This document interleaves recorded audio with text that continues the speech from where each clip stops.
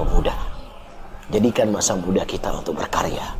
Jadikan masa muda kita untuk menyebarkan agama Allah. Jadikan masa muda kita untuk menyebarkan sunnah Rasulullah Sallallahu Alaihi Wasallam. Biarkan manusia berbicara jelek tentang kita. Biarkan manusia memandang kamu gak punya masa depan.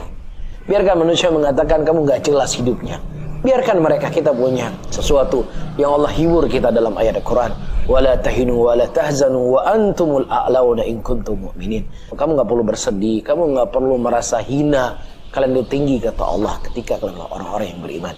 Sehingga Rasulullah SAW itu sangat fokus dengan anak muda.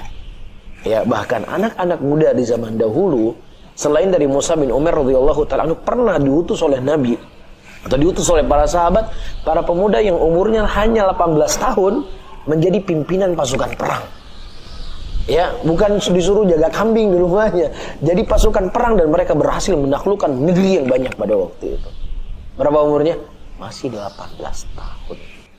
Oleh karena itu, ya para anak muda semuanya, jangan kalian sia-siakan umur kalian kepada hal yang tidak bermanfaat. Banyak medan-medan yang bisa kita tempuh, banyak hal yang bisa kita lakukan untuk menyebarkan agama Allah Subhanahu wa Ta'ala. Terlebih kita berada di lingkungan, di zaman terlebih anak-anak muda muslimin merasa malu dengan identitasnya. Kita nampakkan, saya seorang muslim, saya seorang pengikut sunnah Nabi SAW, yang mudah-mudahan dengan ketegaran kita dalam menyebarkan sunnah menjadi sebab hidayah kepada anak muda yang lainnya.